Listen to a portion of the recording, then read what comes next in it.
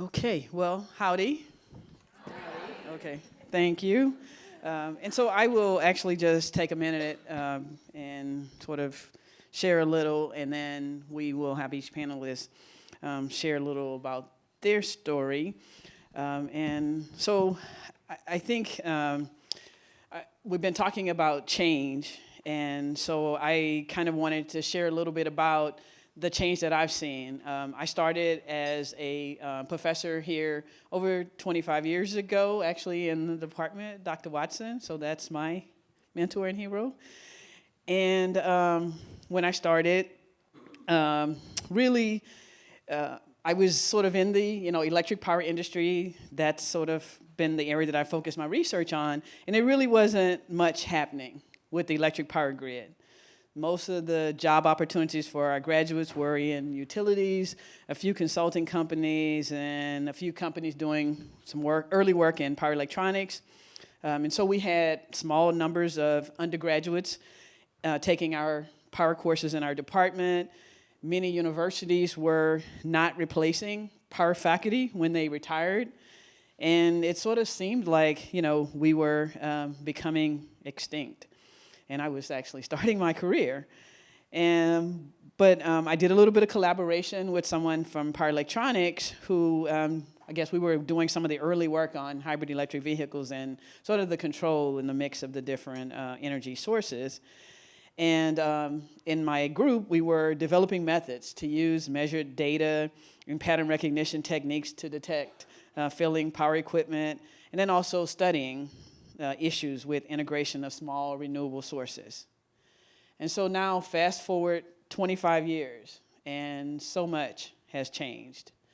We have low-cost sensing capabilities, high-speed computational capabilities, low-cost memory.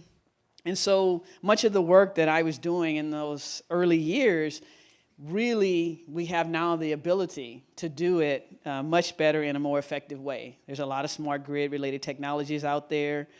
And from an education perspective, our undergraduate courses are actually bursting at the seams. Students are so interested in anything related to energy. And there are new faculty positions throughout open positions throughout the university, the U.S. in the power and energy field.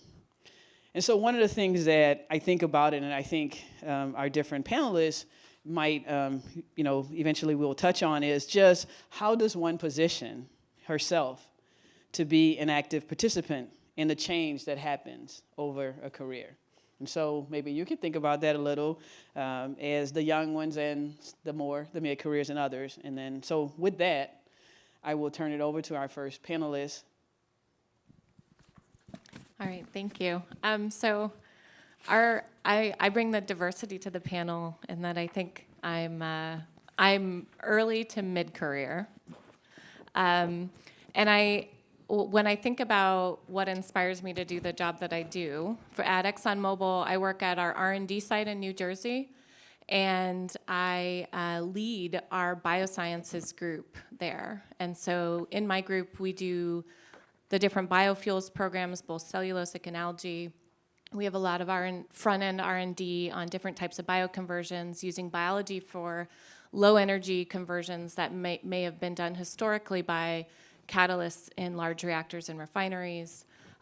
We also look at the impact of our business on the biological world.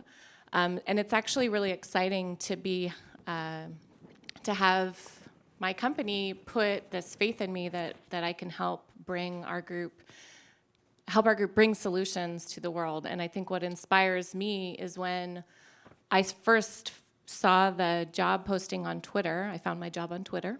For those of you in postdocs and graduate students now, don't discount jobs on Twitter. But what I think inspires me is when I interviewed, it was one of my test interviews. We all have those, right? I'll just do it to practice my job talk because I'm going to go into academia to be a professor because that's the only thing I knew because I had only ever interacted with professor, And being in industry, I think I now realize the opportunity that is there to actually affect change in the world around you. at ExxonMobil, we like to talk about the dual challenge.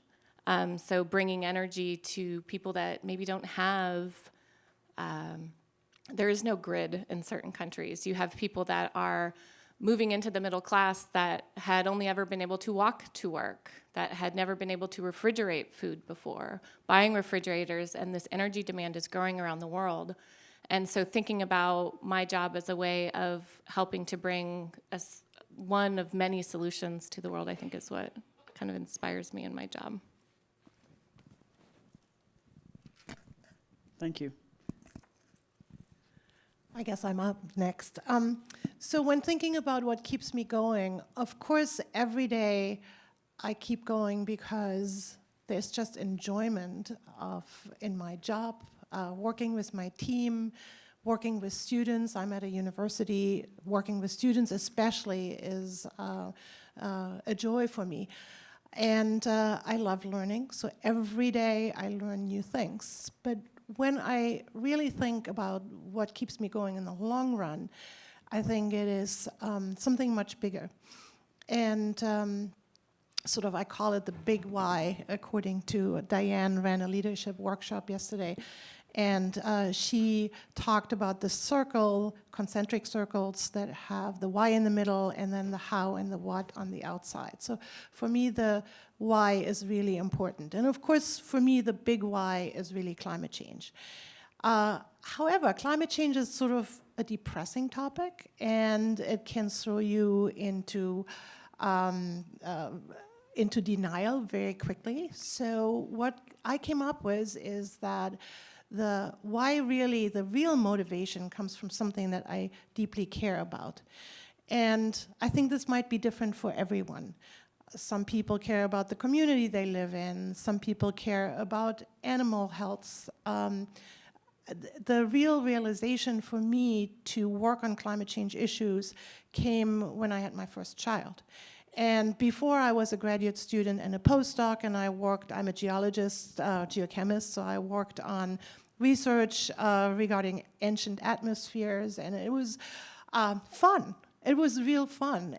But when my first child was born, I was thinking about it, and this is really a great hobby, but what does it really do for future generations? And so many people have said it. Jim Hansen has said he wants to look into his grandchildren's eyes and be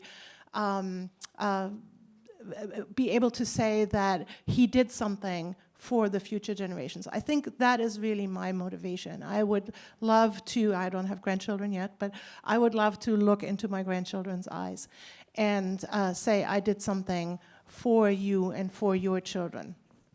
So that really is my big motivation. But then the question really is the how and the what. And what I would have liked to know 25 years ago when my son was born was how difficult it is to achieve societal change.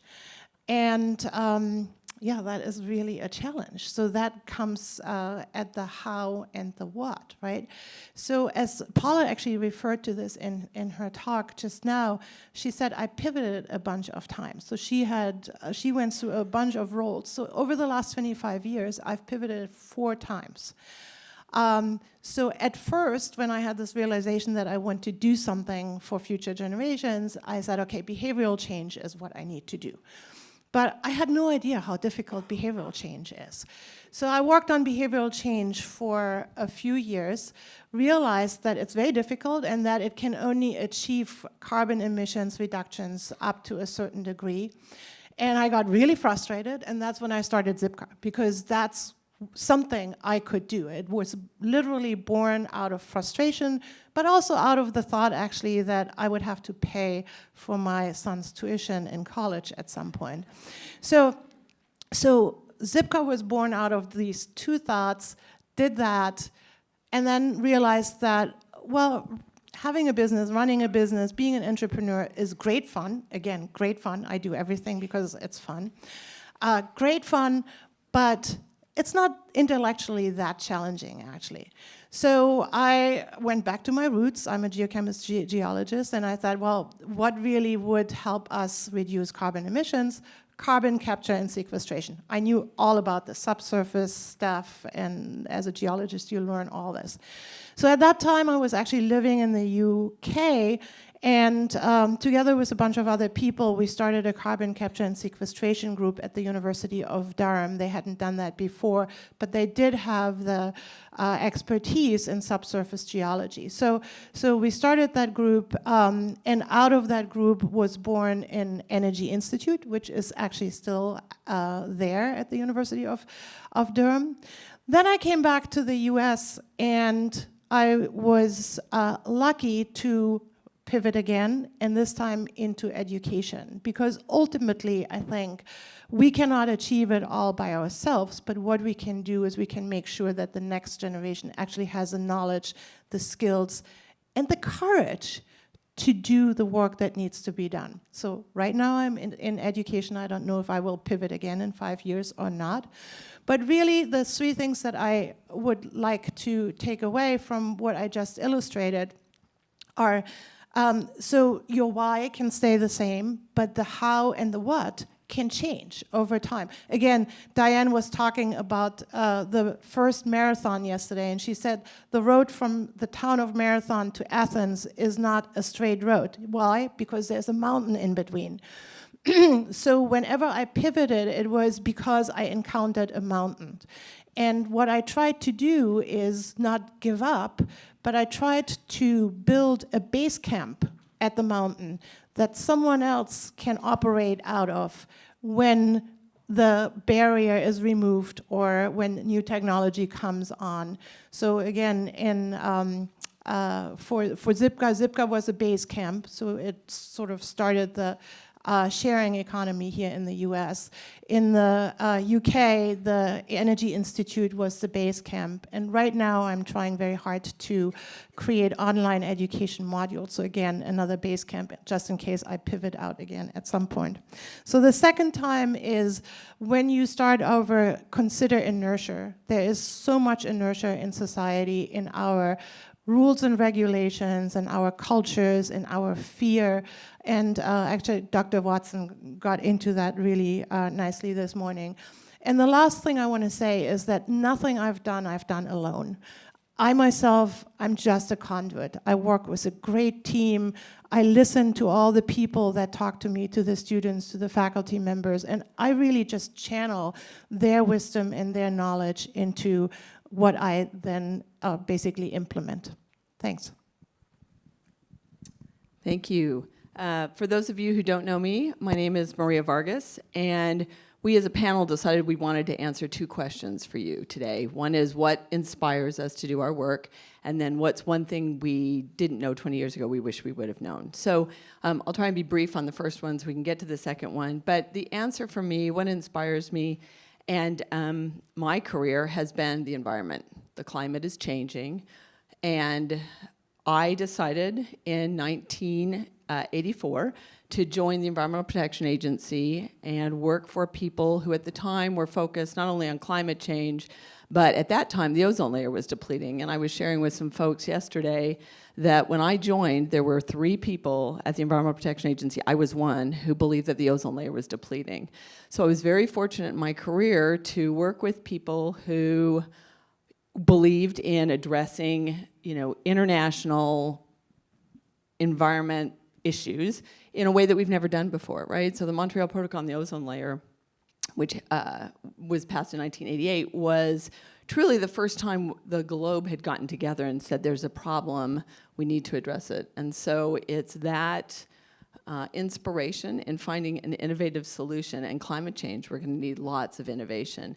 But it's really been, in my work in helping set up the Energy Star program and then managing that brand for 20 years, that my inspiration comes because there's problems we need to solve.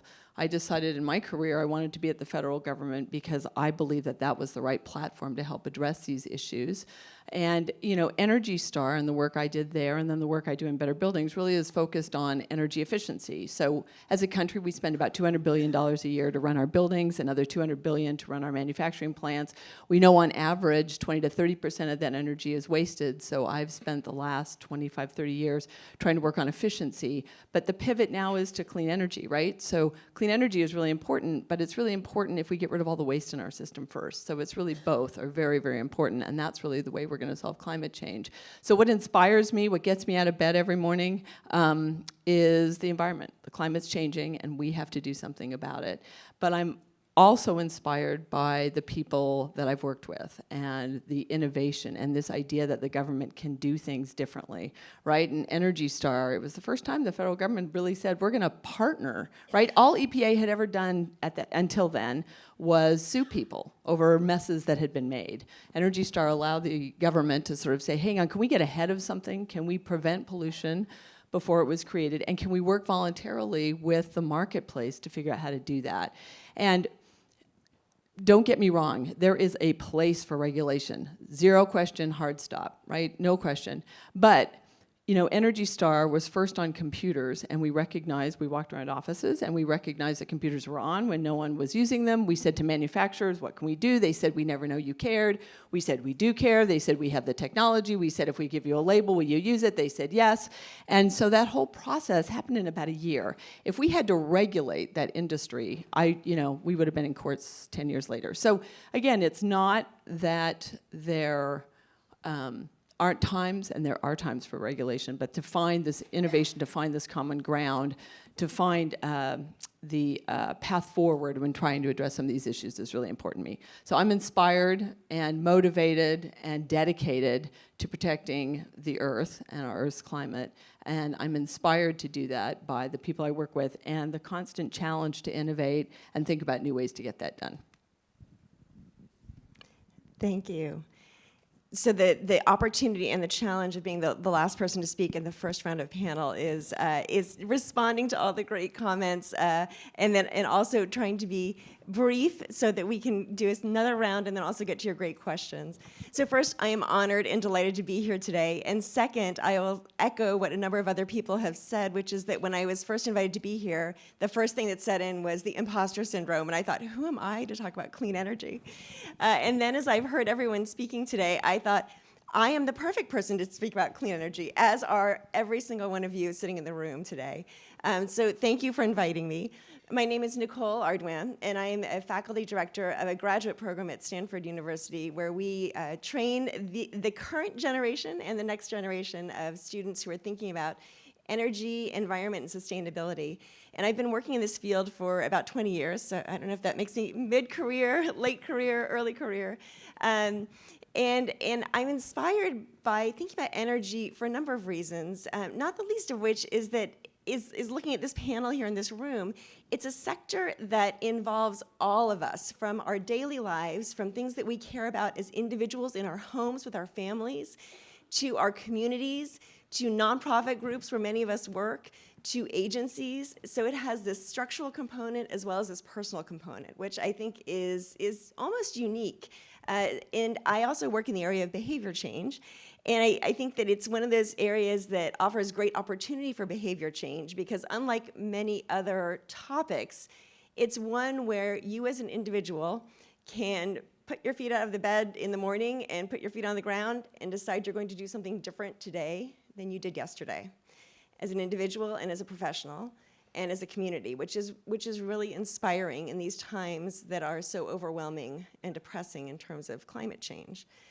It's also an area, though, where we have a lot of constraints because of the grid structure and because of the government structure. So this is kind of this, what we call this razor's edge of hope and fear, or this razor's edge of concern and optimism, which is something that has really driven me in my career.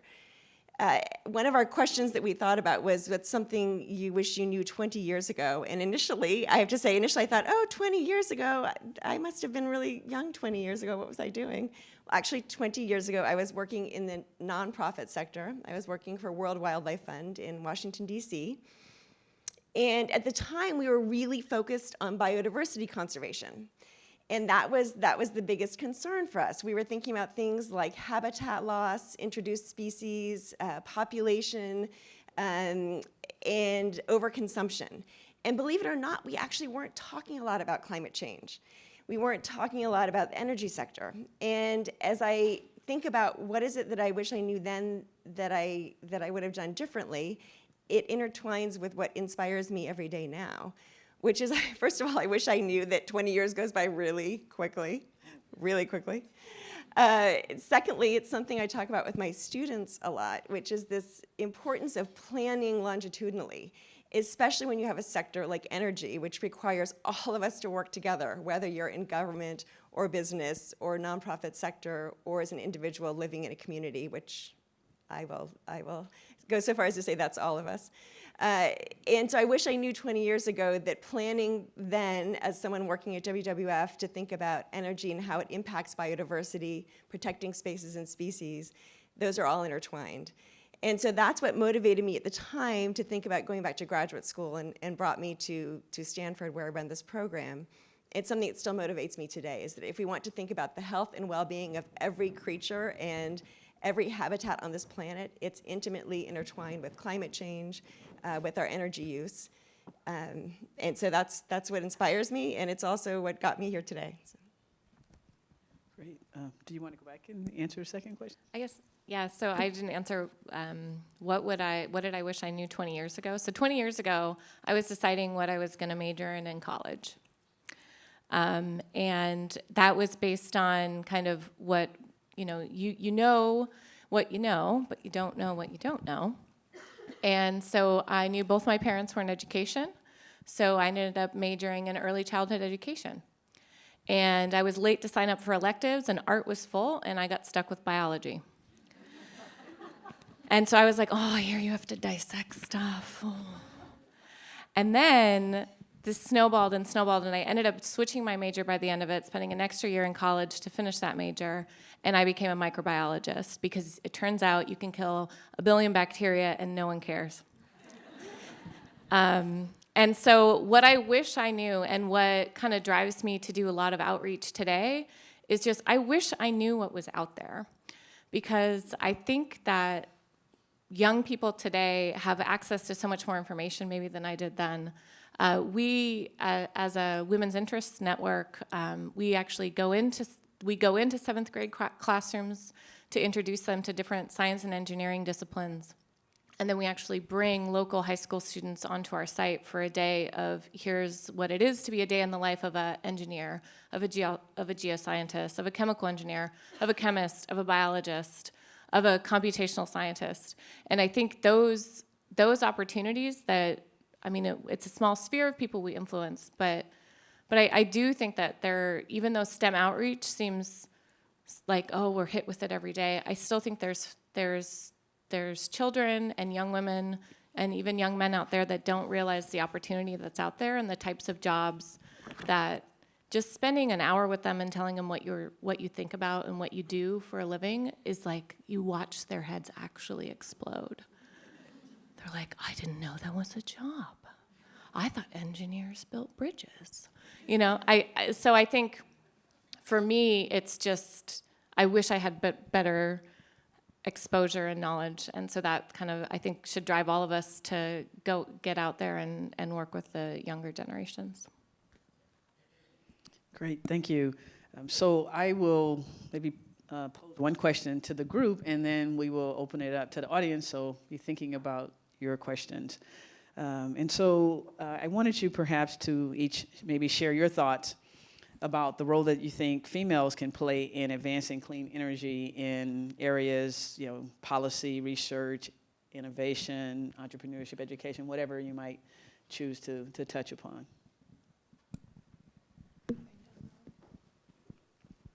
I think when you're in an all-hands-on-deck situation, that means all hands, both male and female hands. And I think bringing diversity of thought, be it discipline, upbringing, like all of the different alpha and beta diversity that we talk about, I think is really important to come up with the suite of solutions we need. So I think listening from one group alone speaking up is just really limiting. Well, I'm in the lucky situation to be the second one. I think really the role that we can take as women is to be role models for other women. I was in the lucky situation that growing up there were no gender biases in my family, And so I didn't come across discrimination and a lot of the, imposter syndrome and so forth until actually later in life. And but I realized that a lot of girls encounter that very early on. And I think having examples of women out there who are completely unencumbered or try to be encumbered by this is really important. And so I love being a role model. So I didn't get a chance to share the thing I would tell you that I didn't know 20 years ago that I know now, but I think it fits the answer. I think it also answers the question that Karen raised. So, and I think it also neatly ties up why being here is so important and being with you is so important. The one thing that, so remember, I've worked with corporations, whether through Energy Star, Better Buildings Now, hundreds of US companies and cities and schools and all of that for many years, decades. And I would say the one thing that I didn't know 20 years ago that I keep being reminded of is the importance and what one person can do.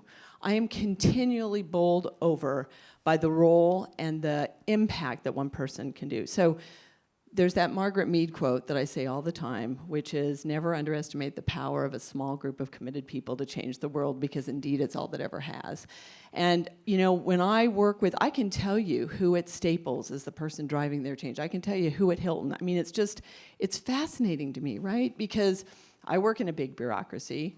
Corporations, man, those are big bureaucracies on steroids sometimes. But what I am continually amazed by is the difference one person can make. And that's what's so cool about the awardees, because you're being singled out because you're one person. But I think that one person, a couple people that understand the tribe that they live in, whether that is their local community, the company, or the business you work in, male or female, can have an incredible role to play in addressing our future and using clean energy. So it's not only, I think, the role women play, I think it's one thing that I'm constantly reminded of, and it's one thing that makes today's event so great. So people, we all, you all, can make a difference, and in fact, we need to do that if we want to have hope in our future. So. Thank you for those great answers. I would say ditto to all of those. I also will say that part of this, my response relates to what we've heard today, which is the importance of passion. And I loved the response earlier about talking about your daughter going to graduate school and laughing about that she's pursuing her life's passion. First of all, I get to hear that a lot from the students with whom I work. And I would say, actually, listening to people here today, I think most people have talked about the beauty of kind of following what actually a colleague of mine has a theory called the theory of happenstance, which truly is a theory. I'm happy to share with anyone, which is this idea that we kind of follow our passions and we kind of follow this happenstance, and which brings us to where we're meant to be. And I find myself currently in leading a graduate program in a school where all the other department chairs are men. And it's something I don't think about often because they are fantastic colleagues. They're supportive and respectful, and we have a great dynamic. And it's something that it doesn't ever come to mind for me until graduation. And at graduation, we all sit on stage, and all the parents come in, and it's an amazing day, and all the students are there, and all the parents are there. And it's something that strikes me, though, is how many people come up to me afterward, how many parents come up to me afterward, and thank me. And I've never met their students. I hesitate sometimes to tell them that. And I've never met those parents before. But it's this idea of being a role model without even truly trying to be a role model. Sometimes it's just being there. Sometimes it's just either being the person on stage or just being true to who you are and following your passion, I think can be more powerful than we realize. And I don't think that I've done anything differently for any of these young women or young men either than just being there on stage. And so I would encourage all of us to continue following our passion and demonstrating that that can allow us to do the good in the world and be a role model, sometimes without even knowing it. Thank you. Okay, so we're going to take a few questions from the audience. We have, I guess, mics on both sides, and so if you just raise your hand, they will come to you.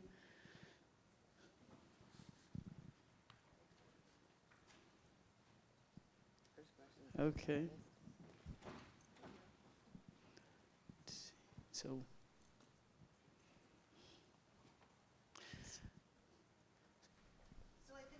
the biggest challenges I've had in my own career is being able to understand and appreciate my own power. And I would really ask the panel, is there some way we as you know, women in positions where we have influence over others, how can we help the women that we work with, the women that we interact with, understand their own power?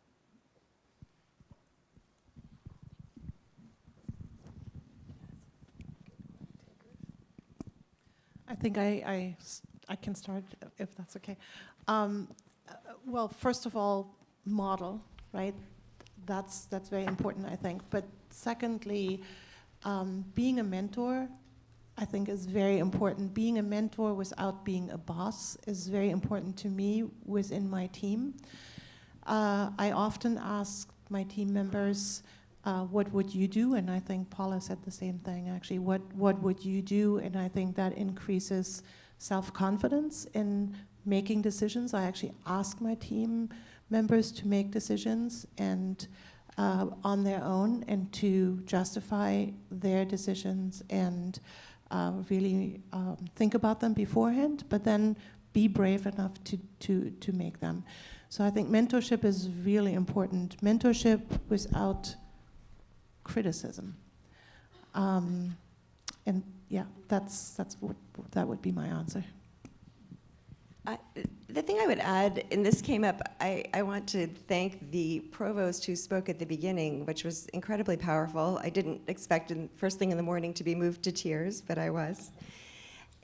Is that I think often when you end up in these roles, because it's by happenstance, you don't realize suddenly you're thrust into positions, and you don't maybe recognize yourself as being someone of power, especially when you lead in a collaborative way.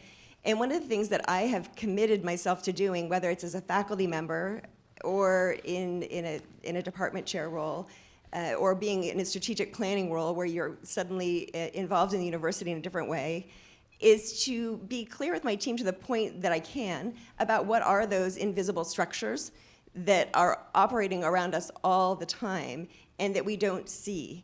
And of course, there are some things that are not appropriate to share, but as much as one can, I think it's really important. So I talk to my students now all the time about the tenure process, for example. That's something I had no clue about that as an undergrad, truly no clue.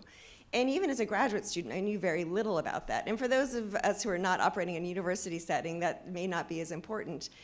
But for people who are in university settings, it's really important, and it affects the way that universities and professors interact with their students all the time. So that's just one example. But I think even in nonprofits and in corporations, there are clearly all kinds of power structures that are happening all the time. So I think allowing our teams to understand what those are and those influence points is a critical way that we can help them build their own power and help them make their own decisions within that power structure. Okay. And for the person asking the question, do you mind saying your name and sort of where you're from? Thank you. Hi, good morning, and howdy. My name is Crystal Lehman. I think we have so many great young professional women, especially students here. It would be really great to hear about some of the challenges that you faced as a female in the energy space, and some challenges that you think maybe they will face too in their future, and how you overcame that.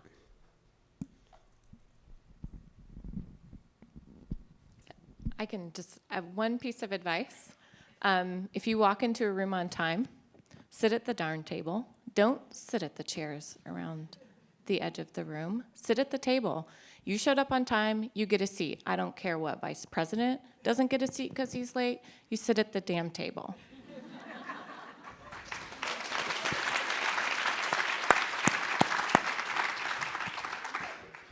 That was a piece of advice given to me early in my career that I still, to this day, I sit at the table. And I feel like, don't be afraid to speak. But when you speak, have some thought behind those words. I think speaking up is important, but speak up once you know what you're going to say. So. Yeah, and I guess a couple things are important, and I think this is male or female. I think it's the power of preparation too, right? Do your homework, understand the issues, show up on time, sit at the table.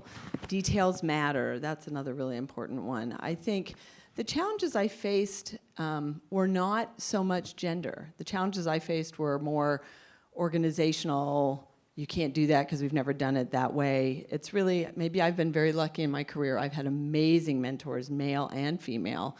My first boss at EPA changed my life, right? He was a man with vision and passion. And I think the bigger challenges are how to take a no, right, and turn it into a yes, whether that's a base camp or whatever it is. It's just, I remember probably one of the sort of seminal moments in my life that really changed, and y'all were so far ahead of me when you think about these things at the ages you are, but I remember going back to the Energy Star days, right? I told you, the first product was a computer, and the woman at the time who was leading that was a woman named Kathy Zoy, and she had figured this all out. She had negotiated with the computer industry. She had figured it out. She went down to the EPA lawyers, and the EPA lawyers said, no, you can't do this, right? No, we've never done this. We've never put a label on products. This is not EPA's role, blah, blah, blah. So she comes back up and talks to our boss, John Hoffman, the man who changed my life.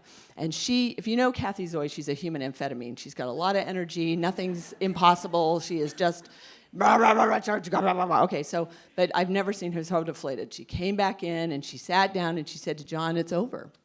We've worked really hard for the last year. We've been just told we can't do it. The lawyer said no. She's just on the brink of tears. And John looked at her and said, go find another lawyer. And it's that go find another lawyer that has really guided my life. That is a huge challenge, right? A lot of people would have said, I'm done. But John's advice of go find another lawyer, i.e. go find a way to yes, really changed my life. So the challenges I continue to face, because it's not over. I still get lots of no's, but I keep thinking I got to go find another lawyer. I just told somebody the other day, go find another lawyer. We need to solve this problem a different way. So that would be my advice. Again, not a gender answer. It's just there will be no's, but and listen, this has not been a rose garden path. I have lots of bruises, metaphorical, about when people said no or things you can't get done. It doesn't always work out, but unless you try, as you guys all know, it's not going to happen. I actually do have a gender-related one, but thank you for finding another lawyer, because one of my first projects at Harvard was the Computer Energy Reduction Program. So when we started Zipcar, it was myself and my co-founder Robin Chase, and we started to present to potential investors. There was definitely the notion of, well, two women cannot start a car company. And I was just appalled by this, because it's like, who tells you? Have you ever taken a car apart? And no one would say that to you. So what I would say is perseverance and not taking no for an answer is really the way to go. In cases like that, where you trust yourself, where you think that you can do it and that you are prepared and that you have prepared well and that you have all your ducks in a row, do not listen to people who tell you that for one reason or another you cannot do it. Find someone else. Thank you. I thought I might share on this one. I think one of the challenges I face all the time, still sort of happens, is just the whole point of when you go into a room and no one ever expects you to be this person. So you're at something and you're supposed to be there. You're the teacher, right? So like you're the faculty member. And they're like, okay, so where is Dr. Butler-Purry? Or you're in this meeting and everybody's like, where'd you get your degrees from? So you're at the meeting with everybody else. And so one of the things that I have learned, and actually I still do this, is the whole part about preparation.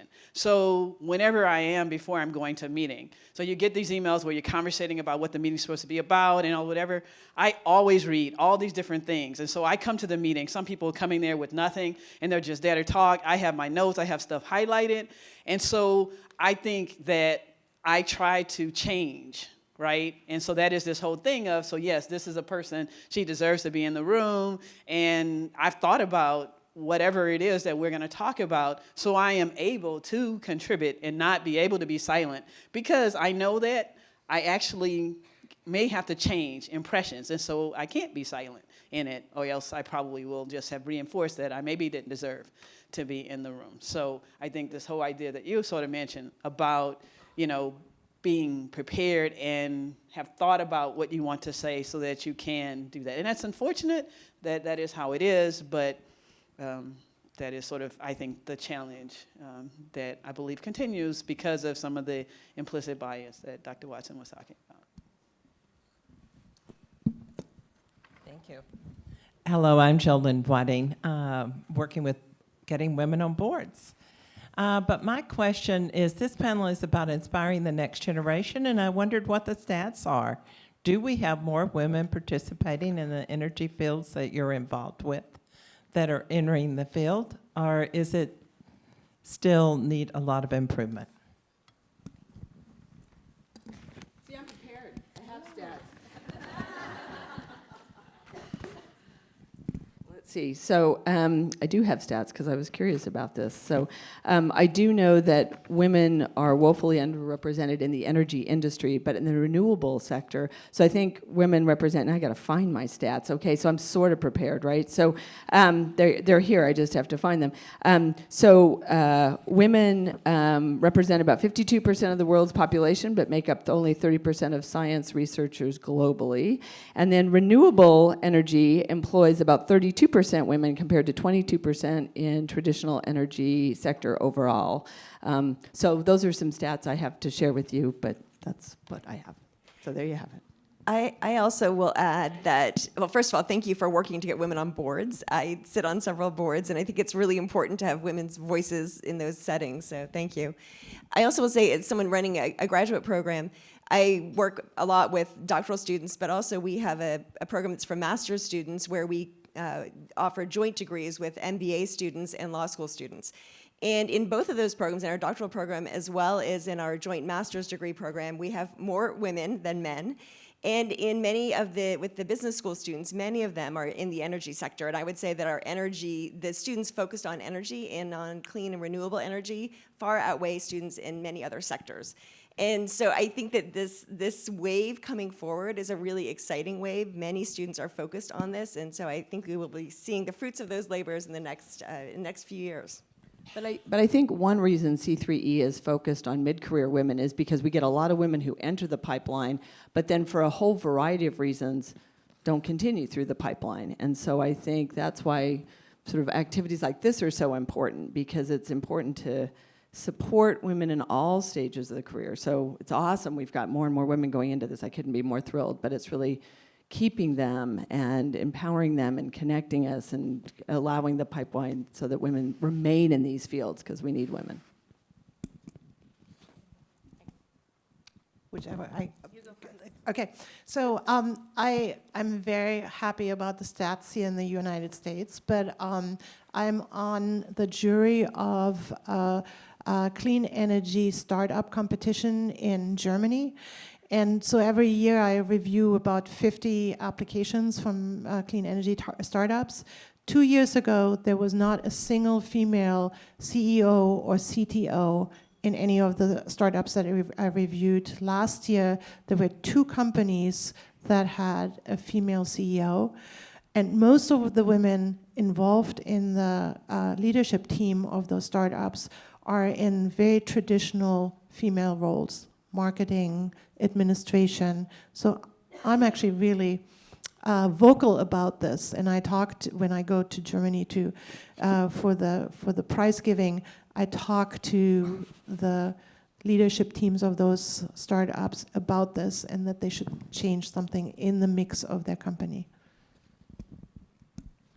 So, as the oil and gas representative on this panel, yes, we have a women problem in oil and gas, I think, in the energy industry. And in oil and gas specifically, there are very few women compared to other industries.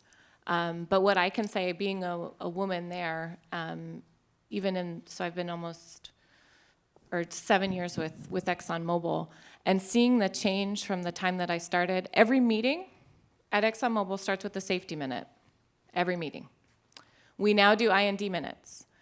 The exposure of our workforce to what is unconscious bias and how to fight it.